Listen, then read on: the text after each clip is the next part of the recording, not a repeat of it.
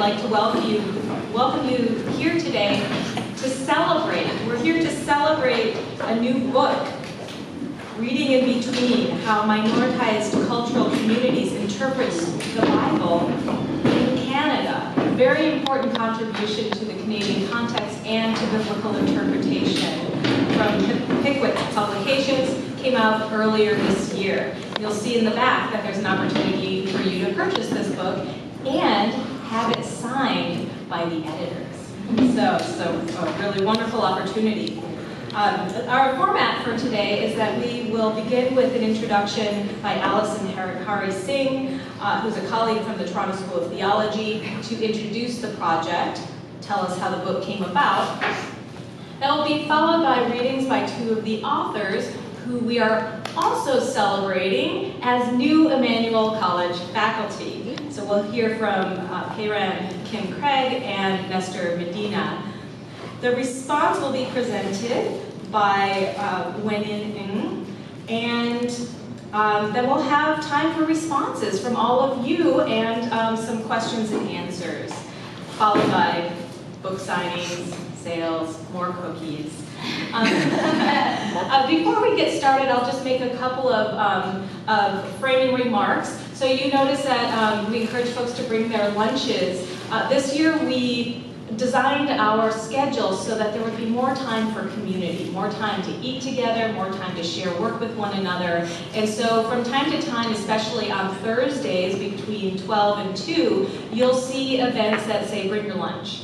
And so this is one of those, and I see that some of you did that, that's great. And these are, sometimes they'll be more informal, other times they'll be more formal, like here with the panel, and we hope that you'll join us. And so if you want to learn more about what we're doing here at Emmanuel, back by the cookies, there's a little sheet with some upcoming continuing education events and some other lectures.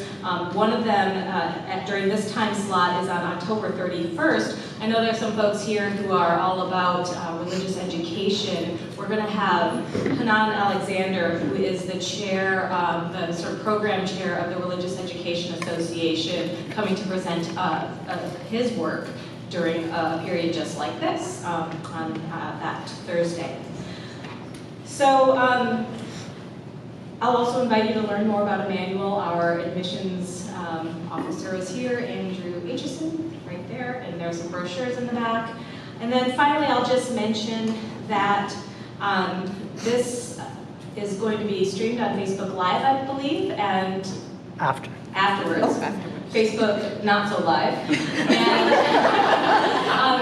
chances are there's also going to be pieces of the panel that will go on our YouTube channel. And so if you're not comfortable being videoed, just make note that you're probably behind the video camera. We'll take questions from the floor, so we may hear your voice, but anyway, just take that into account. And I would like to extend a big thank you to Kanat. They are hosts of this event, co-chairs John Lee and Wen In, and the staff. The staff have been incredible today. We had, in terms of picking up some pieces and making this event happen. So thank you everyone for your contribution today. All right, without further ado, I would like to introduce Alison Hari-Singh. She is administrator of the Doctor of Ministry program at the Toronto School of Theology and assistant curate of the Anglican parish of St. Martin in the Fields in Toronto. Welcome, Alison. And actually, the whole panel can come and sit, yes? Yeah. All right. But Alison will be the first to speak.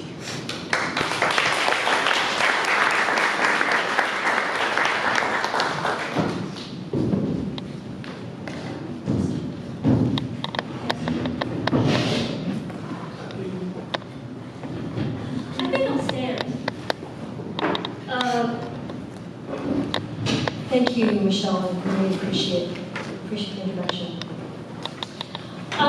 This book was long in the making, and we can attest to.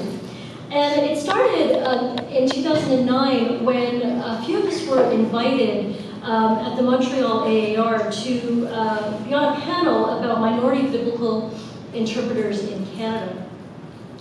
And we had it was a great event. The room was packed, it was full of all these Canadian scholars, and the room was buzzing with energy. And there was representation on the panel from South Asian, Afro-Caribbean, Latino, and East Asian, South Asian. It was a great panel.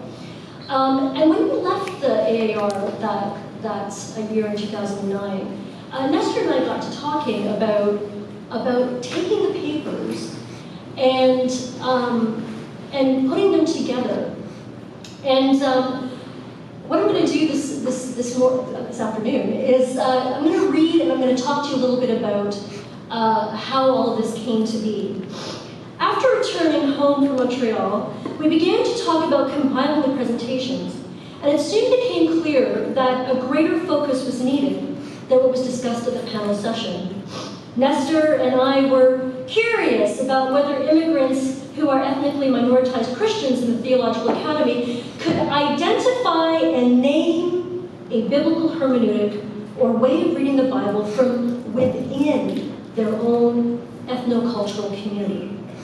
The idea was to step away consciously from standard Euro-North American methodologies for reading the Bible and to draw instead from our own communities to present ways of reading the Bible and the biblical text that are equally legitimate to the normative approaches taught in seminaries and schools of theology in Canada. Ultimately, the goal was to bring together a set of articles that were really high quality and to have our contributors wrestle with the question of how ethnically minoritized communities in Canada grapple with the biblical text. These contributions we requested would not be exegetical papers or explorations and adaptations of other biblical approaches. So we want to step away from liberationist, post-colonial, historico-critical methods. So methods that have long been steeped in the academy, and to ask people to connect with their own cultural communities. It is for this reason that we together decided to call this book Reading in Between, to acknowledge how different ethnocultural communities negotiate and navigate the spaces between their particular cultural traditions and reading the biblical text. We wanted the contributors of this project to make explicit the ways in which their ethnocultural community approaches the biblical text and how this reflected the narratival hermeneutic we were seeking in this collection. We felt that this quest was vitally important to the Canadian context. And I'm going to say something, maybe this could be edited out on Facebook, I don't know. But seeing those pictures last night of the Prime Minister of this country as a South Asian person, child, I grew up in this country. I saw this all the time, to be frank. I saw this in the school that I went to. And what that does to the psyche of a brown-skinned child in this country, you cannot know until you hear us talk about it. You can't know until you hear us talk about what we've experienced. And I have a daughter, she's 6, and she's still experiencing these racialized otherings that's happening in this country. Excuse me, I have really bad allergies today.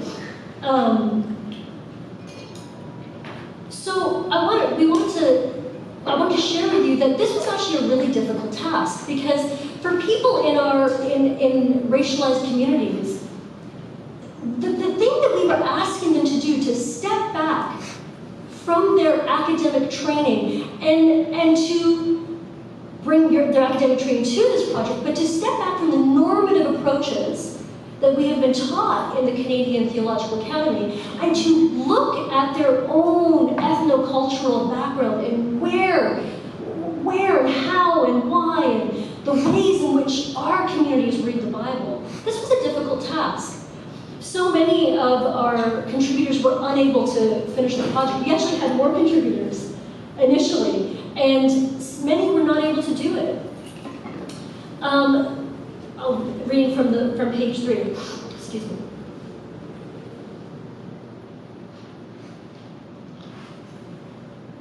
This difficulty, this fact, points to some of the systemic issues faced by immigrant communities to provide not only for their immediate families, so this is why we lost people. They're not only providing for their immediate families, but their extended families and their communities as well. There are multiple located identities which come with multiple loyalties and responsibilities were apparent in the arduous journey of giving birth to this volume.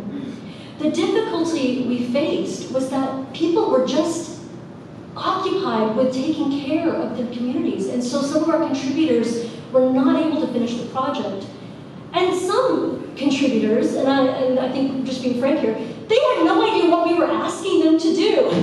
It was a difficult question. What do you mean? I don't know what you're asking. How do I step back into my own ethnocultural location and think about how I read the Bible as a East Asian person? I haven't done that before.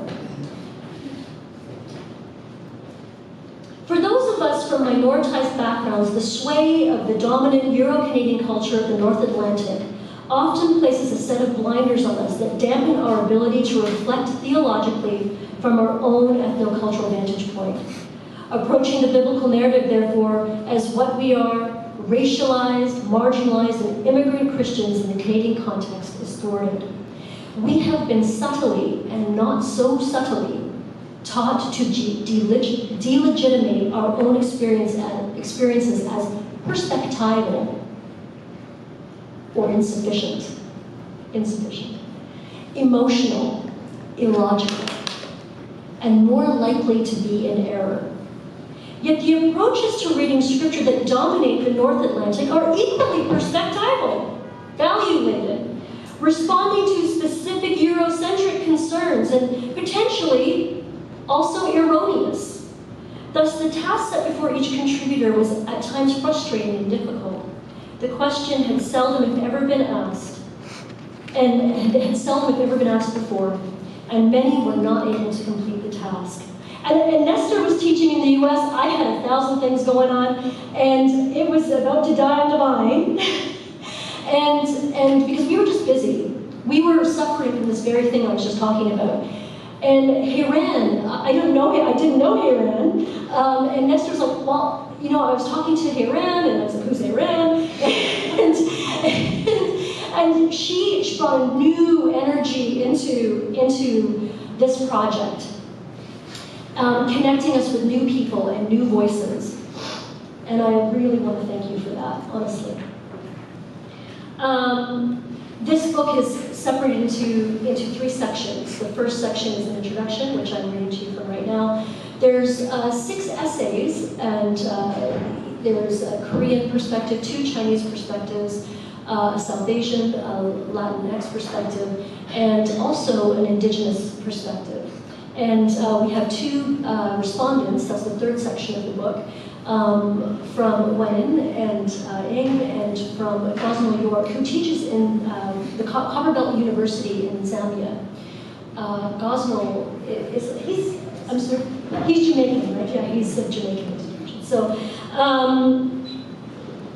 we did find this diversity of coming together, and the first section it just kind of happened this way. I certainly did not intend it, but it separated. It ended up being that all of our East Asian contributors were in the first section, and in the second section, that had more. In the first section, it dealt more with actually dealing with the biblical text itself, right? So engaging with the text itself.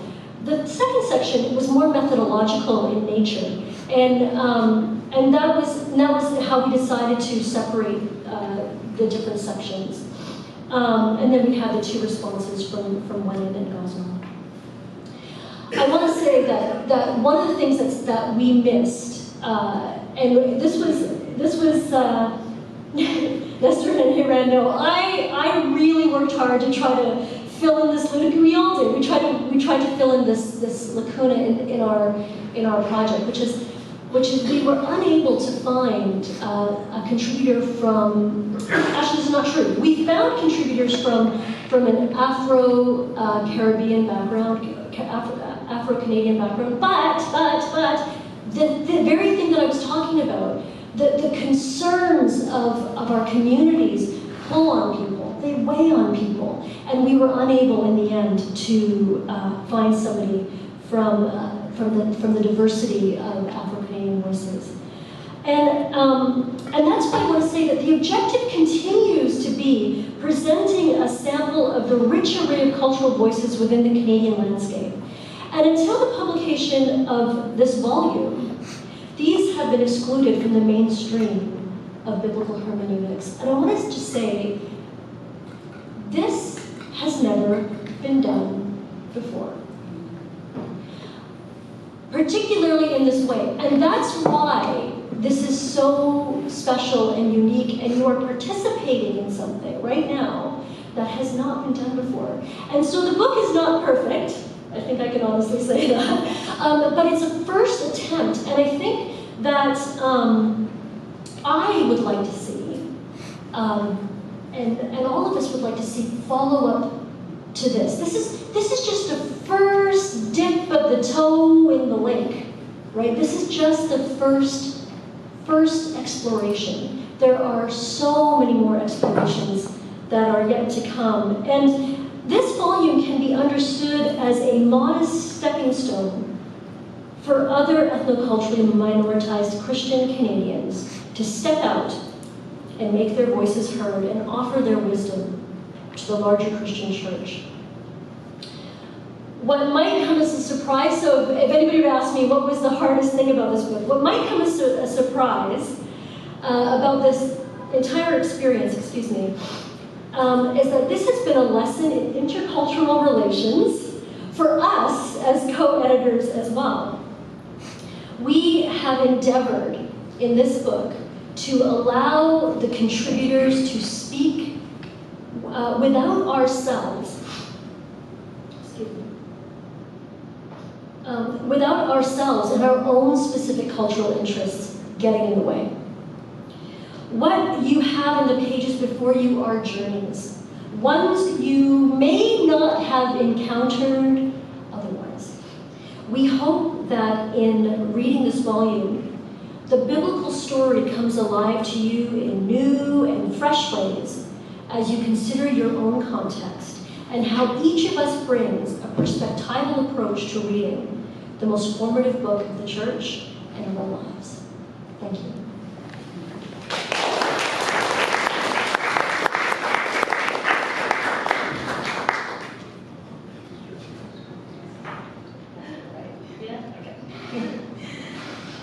We have known Néstor Medina as a visiting scholar at Emmanuel College's Center for Religion and its Contexts. He's written journal articles and book chapters on liberation, contextual, and Latinx theologies. He's very recently the author of Christianity, Empire, and the Spirit. And now, I'm very happy to say, he is the Assistant Professor of Religious Ethics, and this semester at Emmanuel College, he's teaching religious ethics. So, welcome, Néstor.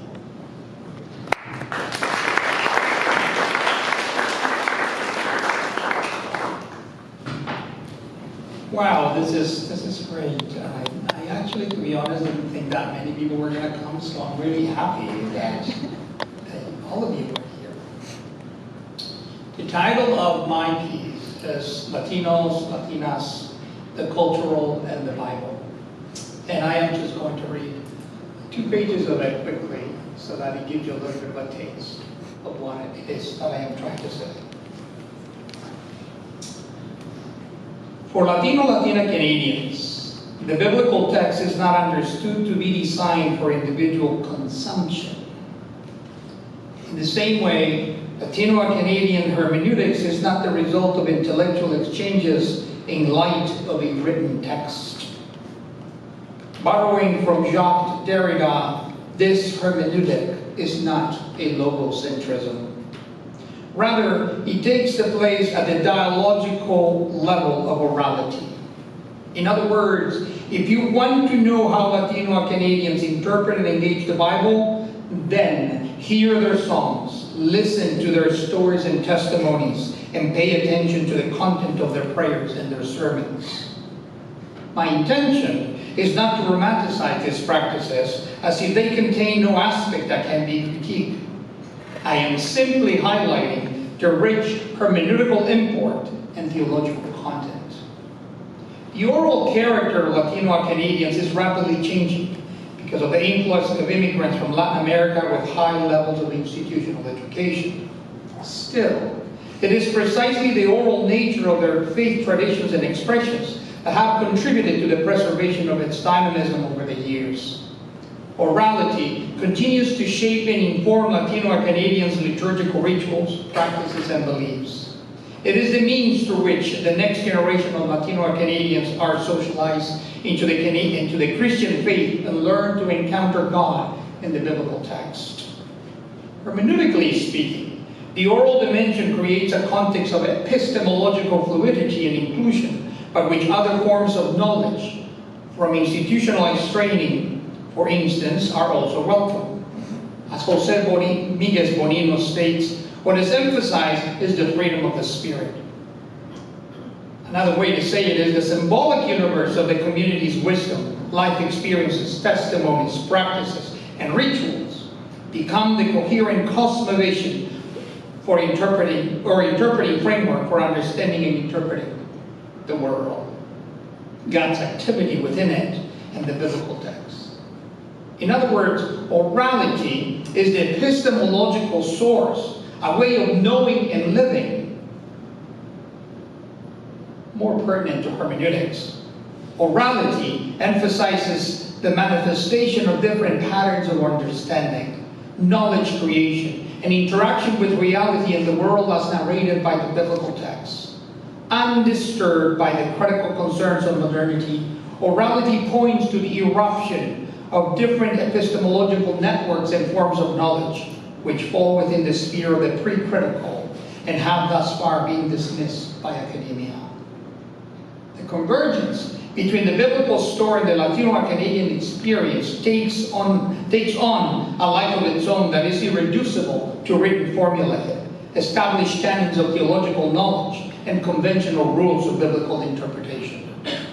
In some other contexts, orality has been understood as a means by which the popular masses resist and subvert official codes and dominant standards of theological production.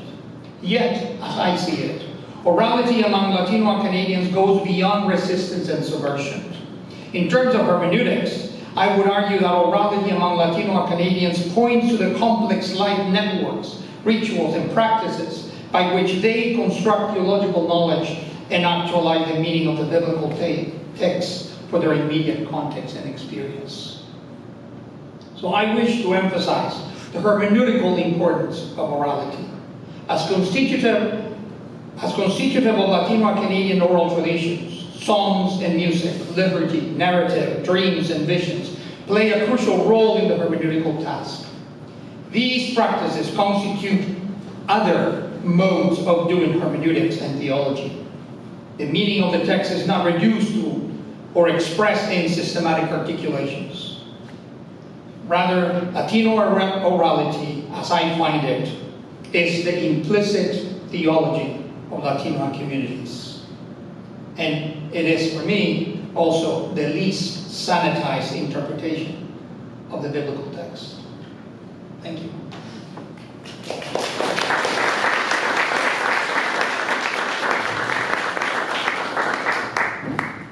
Okay, I know we're going to have a really rich Q&A. All right, next, HyeRan Kim-Cragg is the Timothy Eaton Memorial Church Professor in Preaching. She joins us most recently from St. Andrew's College in Saskatoon. She is the author of Story and Song in 2012 and Interdependence, also from Pickwick Publications in 2018. This semester, she's teaching critical issues in preaching and also education and faith formation. Welcome.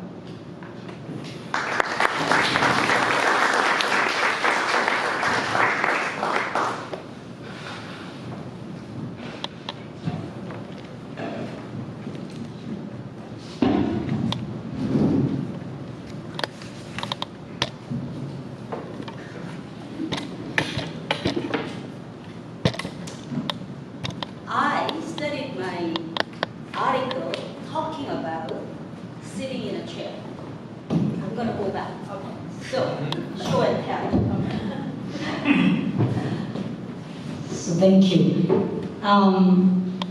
So my title in the chapter is called Interpositioning. And the reason why I sat in that chair is because, in a way, living in Canada, in a very wide European cultural space, is like sitting in a chair that doesn't fit my body. So let me start with why I call this chapter Interpositioning, reflecting on that physical experience. My most comfortable position for work is sitting down with both legs crossed. I take this position in my chair almost all the time for listening to students in class, writing and marking papers in front of the computer, engaging in even faculty meetings, singing at choir practice, watching a movie in a theater, and so on. But this sitting position needs to be negotiated and adjusted depending upon the kind of chair I'm in and how much room I have in relation to that space of others. I come from Korea, where sitting on the floor with that position is common. People there cook, eat, talk, and even worship in that position, sitting on the floor. I have observed and learned this position and have developed it as my own. I have also been influenced by other religions, including Buddhism, which requires such a position as a spiritual practice. One challenge, however, that I experienced relates to those adoption of the Euro-Canadian culture, right, as a migrant to Canada. I had to negotiate my position to fit into the chair culture. Most chairs that I sit cause me kind of discomfort. Part of that discomfort was due to the fact that most chairs are designed to fit relatively tall people. Chairs like this one, non-adjustable ones, normalize tall people. Many people, including children who are less than 5 feet tall, can identify with the discomfort having their feet dangling above the floor while sitting on the chair. Inflexible and accommodating chair also forces us to dismiss the difference in the size and the shape of the bodies and cultural formation while pushing everyone to sit in a fixed way. So I'm really grateful for this opportunity to share our work. As Alison so rightly said, this is one of the first that I know that is written by culturally minoritized, racialized communities of scholars in Canada dealing with the Bible and other ways of knowing and engaging Christian traditions. As we talked about, the approach was about how do you actually engage the Bible in ways that reflect or context our cultural identities and being in the world. And so this very kind of physical experience I've been experiencing really was a way getting into the scholarly work on the engaging the Bible. So I'm one of the East Asians in this group actually tackling the scripture in light of the preaching. How many people have heard Jephthah's daughter text being preached? Very few. And why is that? Jephthah's daughter in Judges. Partly because it is not in the lectionary, Revised Common Lectionaries that many mainline and Catholic churches using as their Sunday reading and scripture passage for the sermon. That's part of it. That's also part of it that this text is really violent. It deals with the war, it deals with actually killing. And so it is uncomfortable and cause us to be in discomfort, and that's partly why, maybe. So I decided to tackle that text.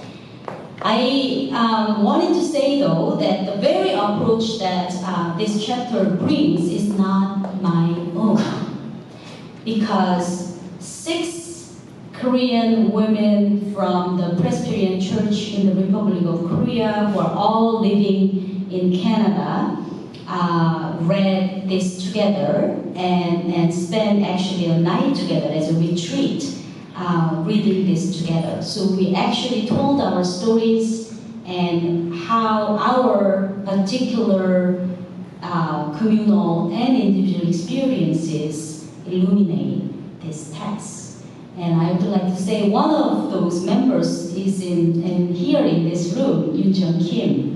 And this we did in year 2010, so a long time ago. So I am, and others are in different places, so I honor and very thankful for that input. So, with that, I'll say a few things about this very text. Phyllis Triple, one of the well-known biblical scholars of the Hebrew Bible, talks about Jephthah, the father in the story, as a very problematic person. She criticized him as an unfaithful father who caused the death of his only daughter, and as a selfish man who mourned for himself while blaming her for coming out to meet him. But Jephthah is not only one to be criticized. Yahweh in this story also is very silent about the situation. Yahweh is also silent about the mother of the daughter as a human sacrifice. In this act, deity, in a way, is implicated. Rhetorically speaking, the narrator of this story is complicit as well. The position of God on this matter is unclear and remains ambiguous. So what does that share in the Korean women's group? So we explore the story really differently. They wondered if he can be also viewed as a victim of a patriarchal, misogynistic, and hierarchical system. He is a son of a prostitute after all. He is at the edge of society due to his mother's, marginalized identity. He comes from a community that is trapped in this inter-tribal relationship of conquest. As a country that was colonized by Japan and is still technically in the midst of a civil war between North and South, the Korean women group sympathized with his complicated and conflicted social political position, caught in this internal identity tug-of-war between struggling to reconciling the experiences of being cast out and then later accepted by the Israelite elders and his loyalty to his own ethnic and religious group. His decision to fight and vow to sacrifice his own daughter might have been inspired by the desire to survive, calculated risks in his struggle to move up the social ladder in order to reclaim his dignity despite his questionable hybrid origin and undesirable family background. And then I move on to what about the daughter? And the subtitle of that session is Can Jephthah's Daughter and Korean Women Speak? Talking about Gayatri Spivak's talk. My Korean women community in Canada for this particular reading was drawn to Jephtha's daughter, especially her sexuality and her virginity. It was natural for this group to be drawn to her sexuality because they have also seen the ways sexuality is implicated in war, militarism, and colonialism, particularly with regards to the comfort women issues.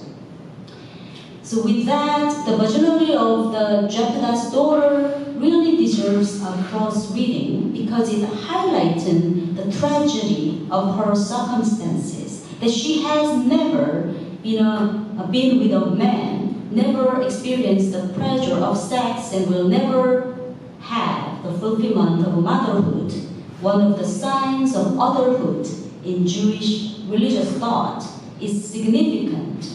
However problematic this cultural notion for otherhood is for those women who cannot or do not want to have children. At the same time, her virginity symbolizes her innocence and dignity. Perhaps it is for this reason that the honor of our being remembered is granted in the Jewish communities. The notion of virginity is often used by phallocentric ideology. The untainted female body is deemed the right object for male sexual fantasy and patriarchal requirement of purity. However, again, Korean women contest this notion and tell the story differently. They explore a possibility of the virginity of the Jephtha's daughter that may denounce the typical representation of virginity as a perfect female sexuality, as Canadian biblical scholar Peggy Day and Dutch narrative theorist Michael Ball had explored. The virginity of Jephtha's daughter points to her young age and poses an interesting juxtaposition to her subsequent speech and action as well as that of her father. According to a narrative literary approach, the daughter's speech and action carry an echo whose memory is sustained by the community through ritual. Jephtha's speech and action, on the other hand, are left unresolved, resulting in consequences for the future that are shallow and empty. Despite her young age, the daughter is responsible for actions over which she has control and to be respectful for her friends and father. So I don't know whether you know the story. At the end, she said, okay, I have to die, I will, but just give me 3 days so that I can mourn with my sisters. So even in that young age, she had that agency of allowing that time remaining for her life. So in this essay, really, I was trying to attempt listening to our sisters from Korea living in Canada, asserting the importance of this interpositioning as a particular way of reading the Bible, which involves really interdisciplinary, intersecting, and intercultural ethno-specific gestures of relating and crossing. In that gesture of negotiation and flexibility and resistance, the very physical and special negotiation required to use the Korean sitting position reflects the reality of living in Canada as diaspora of particular ethnic community. Thank you.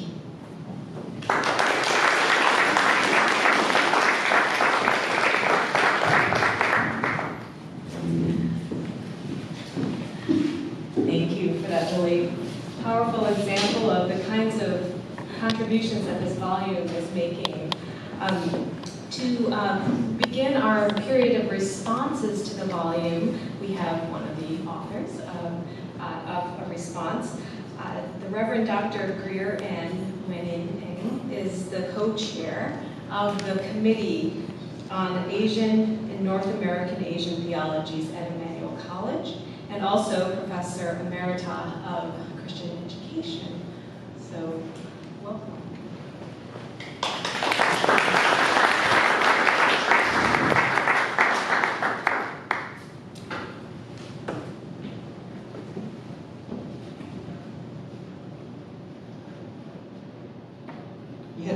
idea how wonderful it is to finally be here today to celebrate the publication of this book with all these editors present, but also with all of you.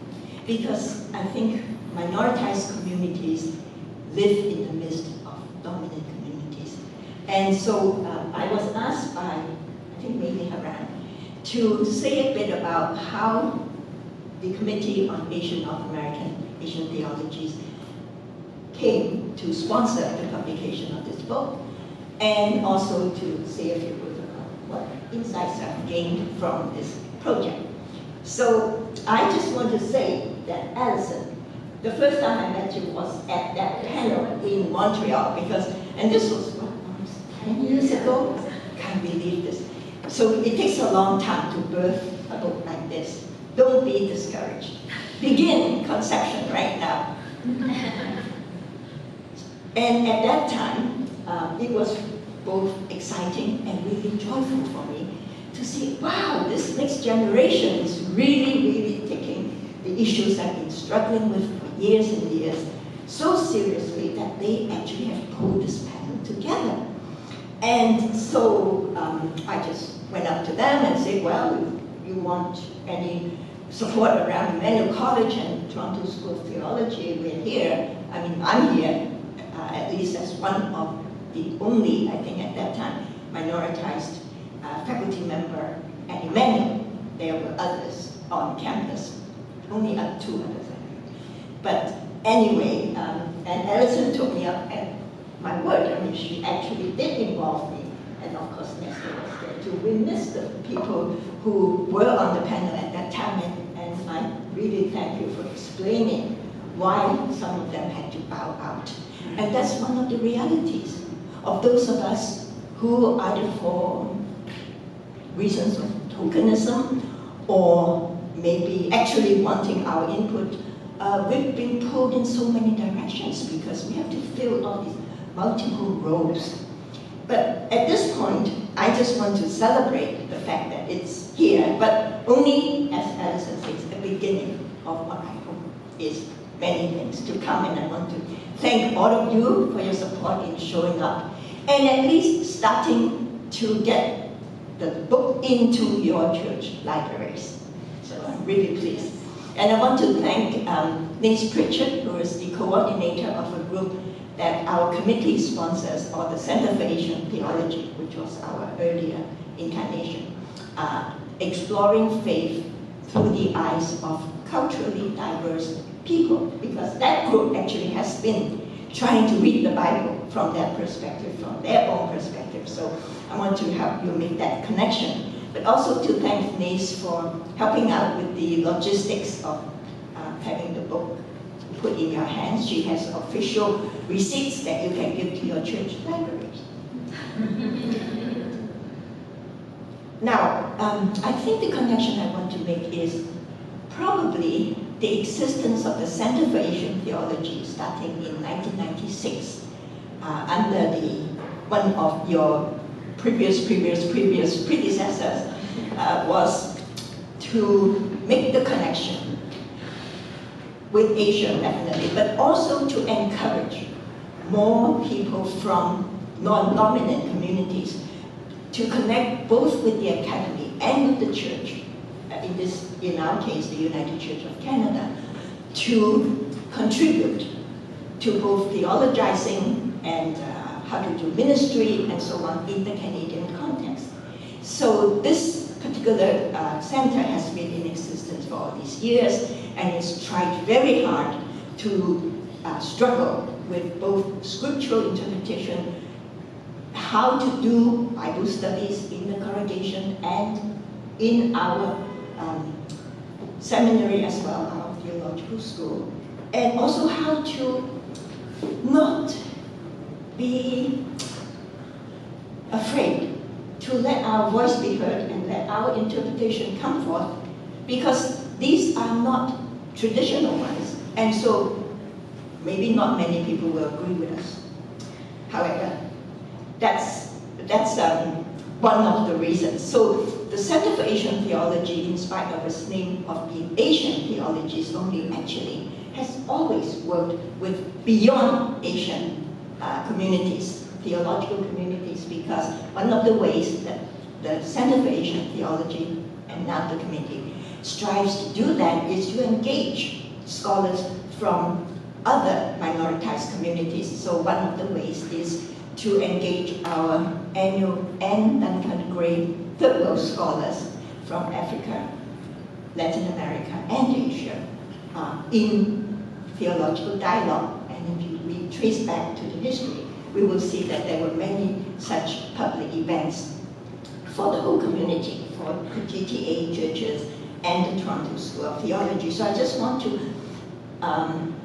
emphasize that this is a very natural thing for that community to answer positively to the request or the sort of exploration. Can you, this group, help us to put this into publication, because we need certain basic financial help. And I think it is to the credit of the members of that community, of that committee, that after struggling with it for a bit, they all came up with a resounding yes. And at this point, I want to say a special thank you to then acting principal Phyllis Earhart, who both guided, challenged, and helped the committee work through the steps, because she knows exactly what happens around publications and stuff. And she makes sure that Néstor acknowledges the contribution properly. So this is the work of many people.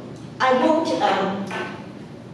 do what is the sort of response to all the wonderful 6 essays, because you can read that in my piece in the book. But I do want to add just 1 or 2 insights I have come to, and that is that much as the Canadian context is central and indeed crucial in making this volume unique for both academy and church, we must also, at least I remind myself, that we must also remember that minoritized communities and individuals inevitably read the Bible in the wider context, in both, of course, academic and ecclesial communities in North America, where we are situated, including its very numerous, very minoritized entities, but also in the wider Christian, ecumenical, and interfaith world currently. So this world, we must also be aware, and again, it's a reminder to myself, but I offer that invitation to you as well, a world that is seeing Christianity growing fastest in the global south. The global south, with their own varied approaches and perspectives in reading scripture. It is a world also where, because of current migration patterns, no single cultural group could remain unchanging or essentialized. Therefore, no more stereotypes. But each must also face its own hybridity and the need to inter-reference with many other groups, including the dominant group. But they've always been forced to do that, so that's nothing new. I therefore invite all of us, and this is something maybe some of you haven't had a chance to do, so it might be something new, but it's always great to learn something new or try to do something new at the beginning of a new academic year. And that is to reflect, to search our own lives, how each of us may be living also with in interstitial spaces, not in the dominant place, not in a binary space, but in those in-between places. And indeed, how we can therefore acknowledge it, see what the experience is like, but also be brave enough to cultivate a hybridity for our being, learning, ministering, loving the earth, to cultivate these hybridities for a life-giving potential for humanity, but humanity as part of this planet and indeed of all creation. Thank you.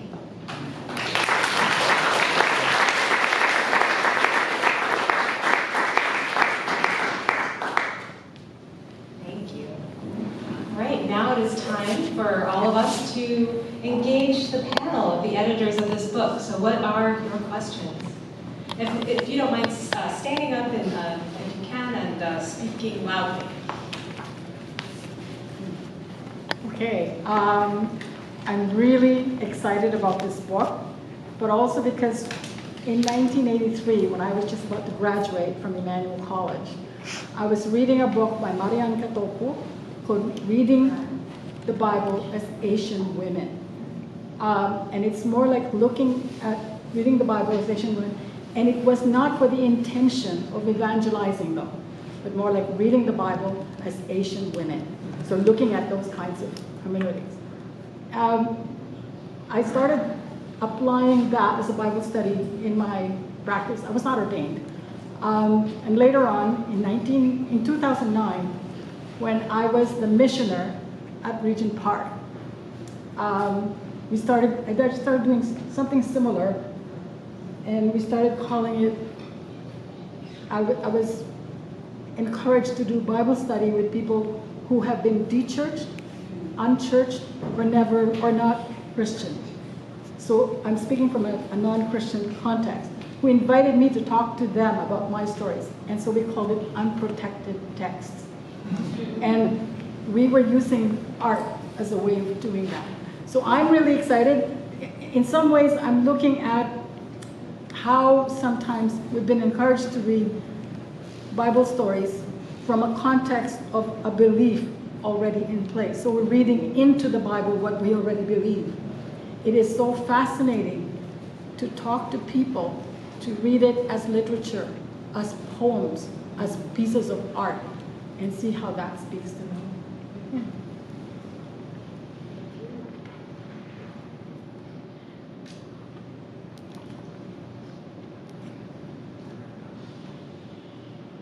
I have one question. I read all 10 minutes of this before the talk, so I want to say a big thank you. Thank you for going through those uncomfortable journeys of delving into your own past as well and making a personal element. It's a big journey, so thank you for all your work on this. And one of the things I was going to ask, in 2 of the chapters, it talks a little bit about grief. So, of course, your chapter, you mentioned this idea of grieving as women as opposed to looking at it as a textbook of things to do, right? And then in the last chapter as well, it talks about the professor's class where the students are saying, well, we identify more with the Canaanites than we do with the Israelites. We were the invaded. So I was going to ask, as someone who works at a church, how have you seen that unpacked in helpful ways? So as churches and communities, is that a Sunday morning thing? How do we bring that reading that engages people's grief into our practice? What a great question. Just another kind of personal story.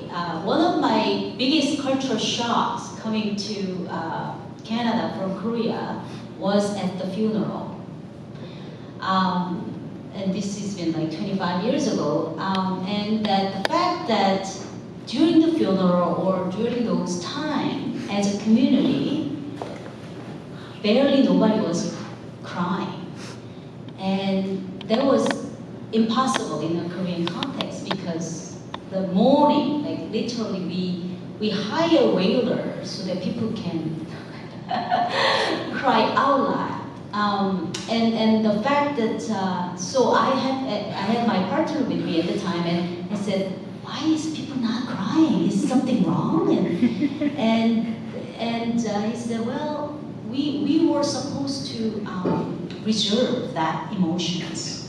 Partly I think it's a Christian tradition that showing that kind of emotional reaction or expressions are less worthy or less educated.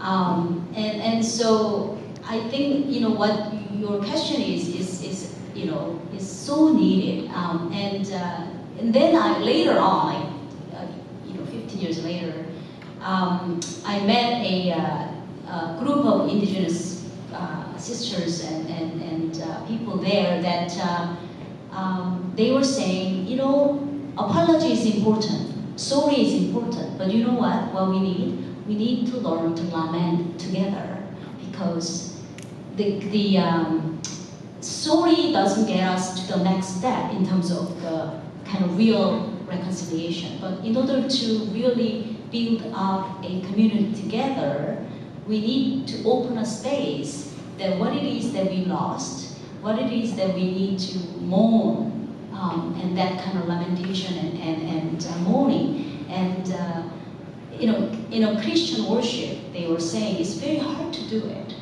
because one, we have to celebrate in a very joyful sense rather than confessing and lamenting sense. So I think we need to work to do and ask others, you know, other communities who are doing a better job than most of our Reformed and kind of Puritan tradition that is very dualistic. So thank you for that.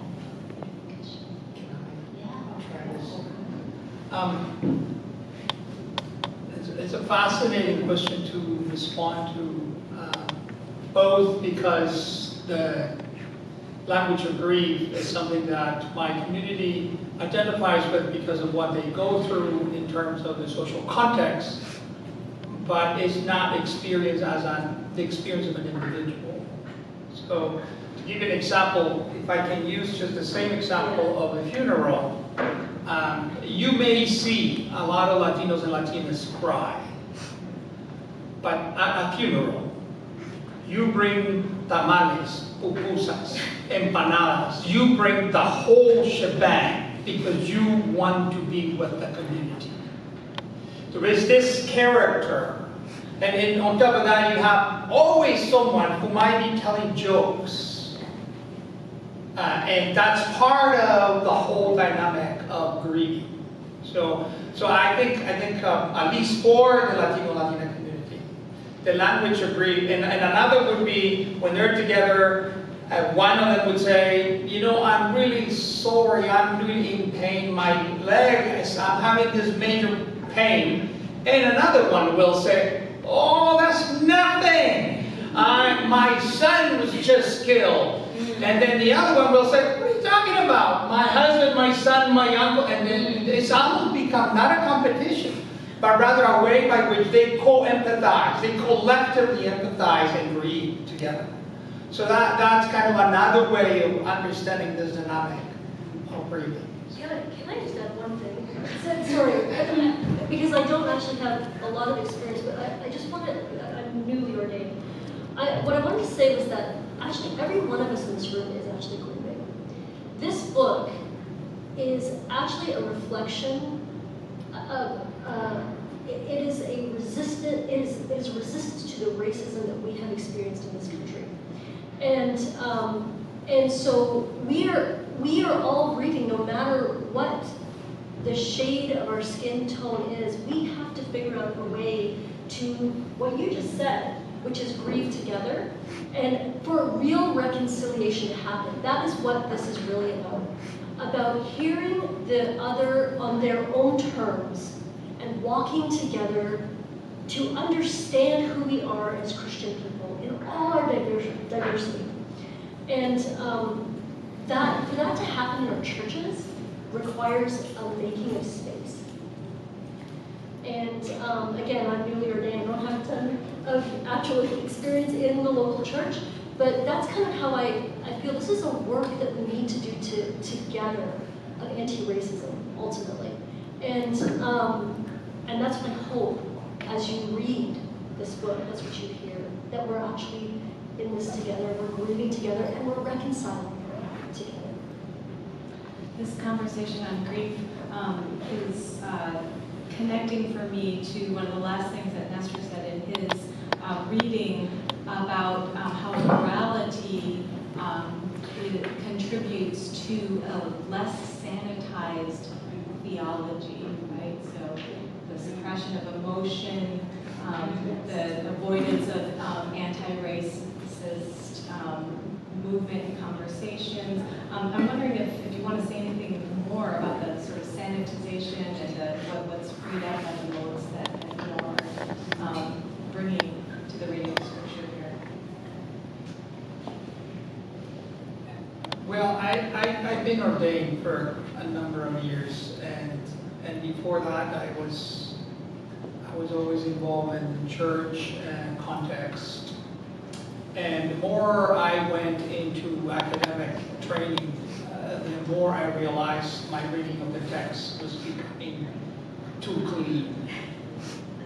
And so it took for me to get back to my community, to begin to reclaim that aspect of the text. I realize sometimes in our community there is this great emphasis on reading commentaries. So to have at least an idea, an educated idea of what the text says.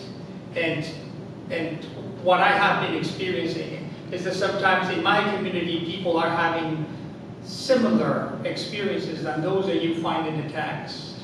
And it is in that way that they find that their story somehow merges with the story of the biblical text. And so in that process, then the reading of the text bypasses that in between expert reading and rather engages it without any roses or any kind of clean cuts of reading, and shows you what they find at the very level of the everyday. That's my experience. Okay, I saw a couple of hands, 1, 2, and then 3 in the back. You all know how thrilled we are that this has been released and what a resource it is to our intercultural and racial justice work at the Canadian Council of Churches, telling as many people as we can about this volume. My question is, I want to hear about volume 2. So you've all hinted at voices that are missing. Just maybe use a little bit about what voices are missing that would be in the second volume. What are the barriers? Are there other ways to do this? Having an academic book, what voices did that shut out? Another volume 2 could be is it song, music, who sense? Just what would volume 2 be? What's next? I'll say something to that. I like your ideas. Maybe I'll just write those down. I don't know what the next volume is going to look like, but I feel like it's imperative. I mean, this is just touching the surface, and I want to say that the voices you hear here are racialized communities do not have monolithic voices. We are all different. We are all bringing our own stories into this question of how you read Scripture from your own cultural location in Canada. Maybe sermons or the preached word. Maybe that would be a way to go about it. So that, because you're right, this point that you make about asking academics. We all met through this institution. That's how we met. So I think that's why this book has this particular flavor. But going forward, to get those additional voices, that more diverse voices, is to actually talk to pastors, which we didn't really. Like I said, we were already in this context, so that's how we knew each other. But asking pastors, maybe looking at it from a homiletic perspective, maybe. So there are the arts, like you just mentioned, there are other ways to go about this, and it is my hope that this can result in further volumes, because it's not ending here. This is just, and just said, just the start. I just wanted to acknowledge when you gave that example of the chair. I think I found myself, I don't know whether it's a high chair or a too small one. I can't fit. I feel like I don't fit.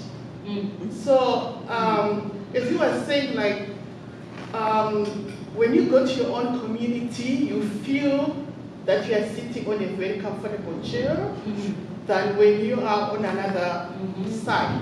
So here it's like I go to United Church of Canada, but I go again to my church in my community, so that I feel comfortable. So you should include us next volume. Yeah, I mean that's one of the things that Alison said that we had to let that person's voice from Afro Canadian communities go. So, but yeah, you know this you feel belonging and then you feel excluded, or it's not quite right, right? You can function, but it's not quite right. And those difficult and almost impossible to articulate, and yet you know, because your body says so, your whole being is reacting to it. I think that is a very crucial, critical insights to expose and share, because then there are voices that can be connected and hopefully the circles become wider and more inclusive. So thank you for sharing your experience as a new person to the United Church. Yes. I will say this though, that part of this book's invitation is for anyone who reads it to step into discomfort.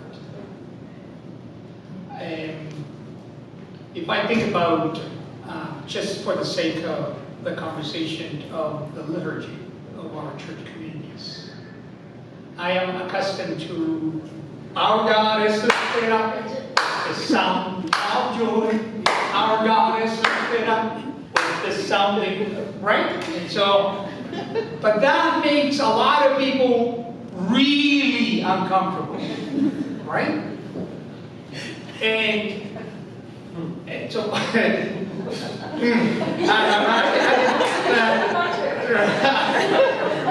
We started volume 2. And what happens is that oftentimes, too readily, we say we wish to be an intercultural community. We wish to live interculturally. And not very often do we really manage to understand the monumental implications in terms of symbols, rituals, the manner in which we do liturgy, the manner in which we do prayer readings, Bible readings, and so on and so forth.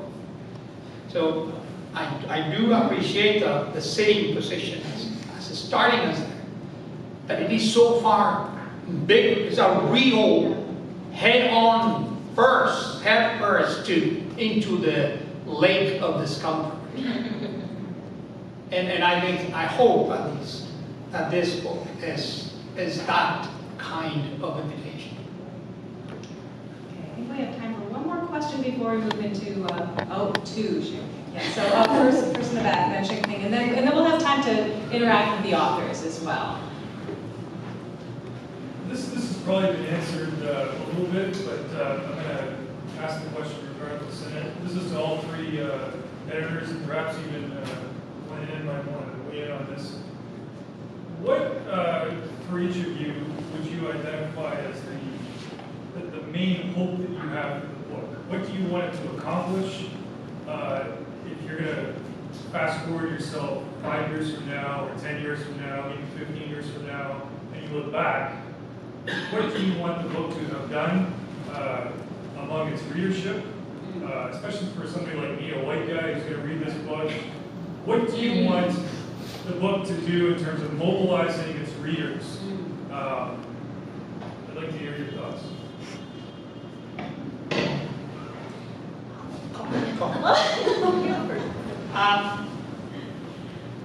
Okay, so this is a knee-jerk reaction. Of course, I hope you read it. Oh, I'm gonna read it. But I really do hope that it provokes in you the desire to engage in a self-critical project.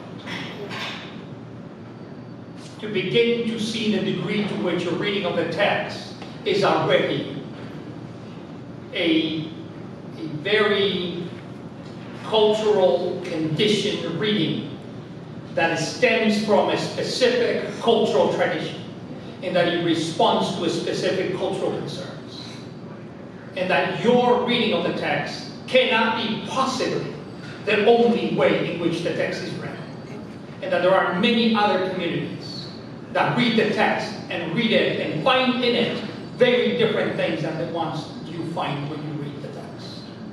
That would be my hope. Amen to that.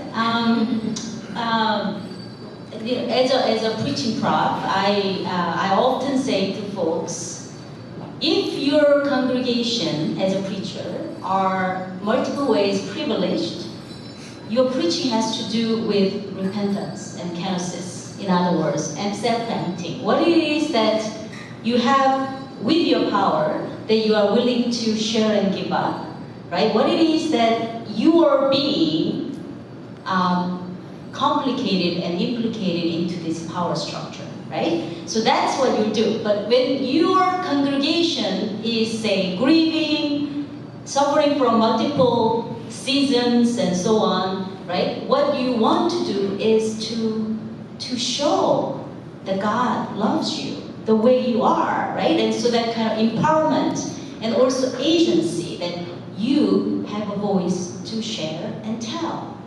So it's a two different ways, right? So I hope that those of you who find yourself privileged in multiple levels, reading it, get challenged, and things that you can identify, things that I have not learned this way, or I have not read or interpreted that text that way. Okay, so hopefully kind of moment of self-reflection and critical kind of awareness of who you are.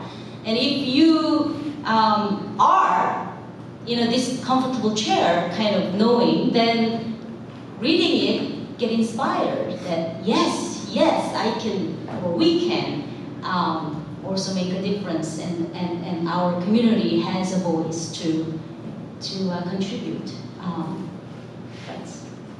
So I want to reiterate what Néstor just said about 1,000 times over. We talked about this so many times as we were first figuring out what this was going to look like.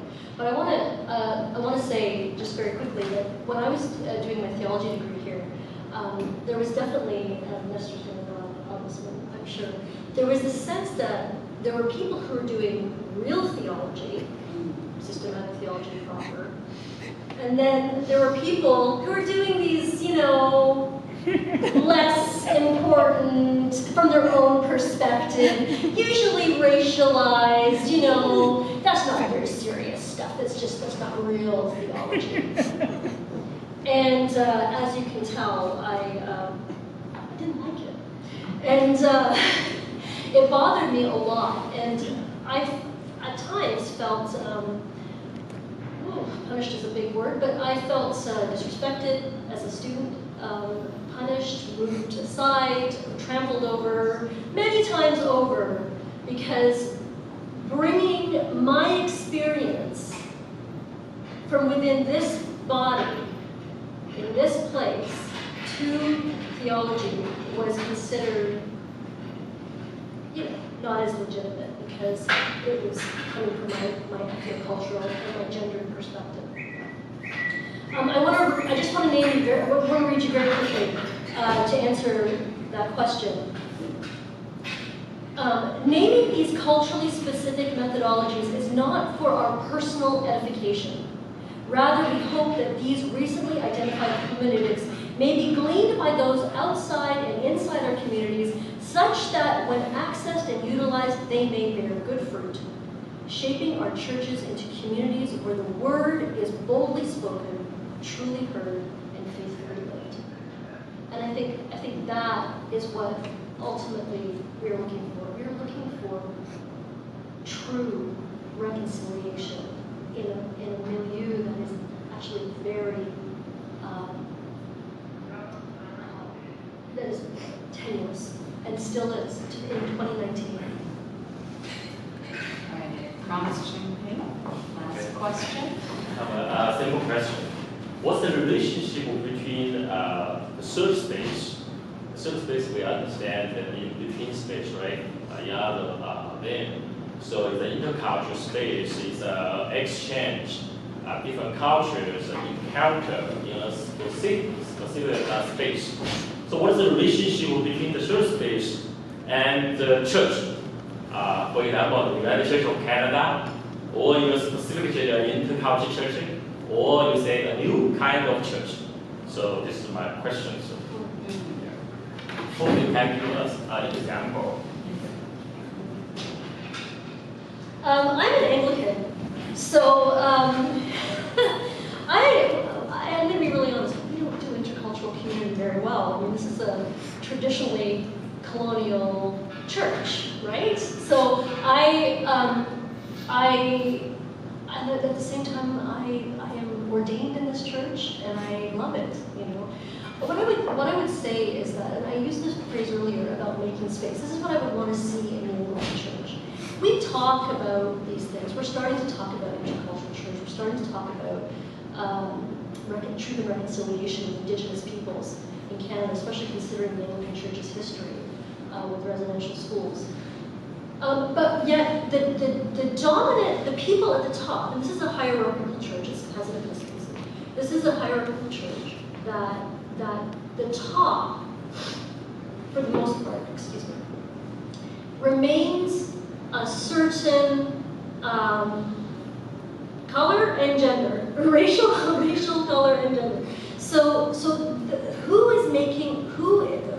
controls these spaces has to change ultimately. The face of our churches, the face of the Anglican Church globally is changing, and yet our power is not distributed in any kind of even way. And so I think in my denomination, we have a very, very, very, very long way to go. I don't know about the United Church, though I'm baptized and confirmed in the United Church, by the way, when I was 13 years old. I don't know where the United Church is on these matters. I hope that sort of, I want there to be space, and I want there to be a non-defensive space. Like, let's not get our backs up. Let's talk about this stuff. And be friends, and like figure it out, and work together. And I'm not trying to be pie in the sky, but that the actual reconciliation happens in the building of relationships with each other, and making that space and a space where it makes us uncomfortable, but we're not going to get our backs up about it. We're not going to get defensive about it, and we're actually going to figure out how we live church together in this context and community. I hope that answers what you were getting at. That's my context. Well, I think that's a big question. I think it's a semester worth of the seminar, right? So this is very tentative, and that I think we are still trying to articulate, right? There are similarities between creating an intercultural, and I think when you mentioned about interstitial spaces, and some scholars think that is a part of the third space, meaning, you know, whether you recognize or not, the cultures and different communities coming together and engage, and out of that, you know, hopefully in a good way, we are changed, we are transformed, and the space is changed. But that doesn't mean that your previous or ongoing identity is denied.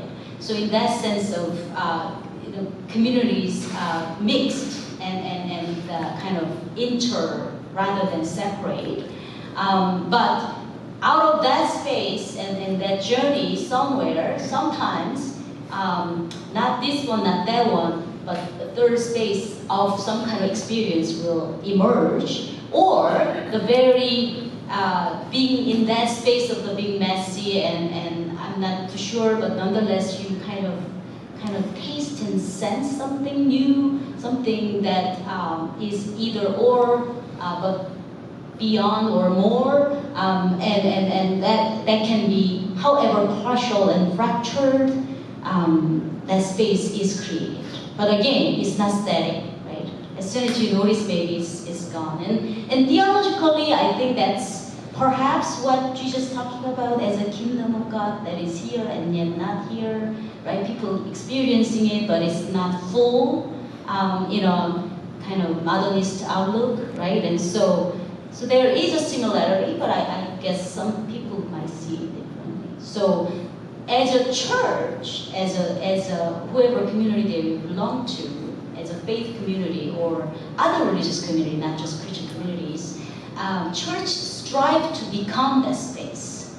But some denominations and some communities are much closer, maybe, or going backwards. Who knows, right? But I think we are in that and process. I guess.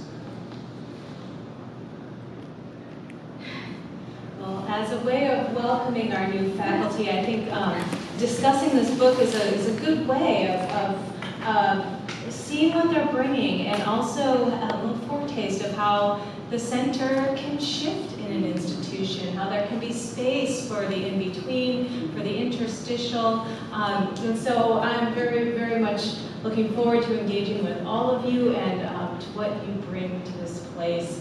I know that I'm going to buy a copy of the book and bring it to my intersectional feminist theology class, which happens in about 20 minutes. But thank you, all of you, for coming today, and I hope that the conversation will continue in the next little while and in the years to come.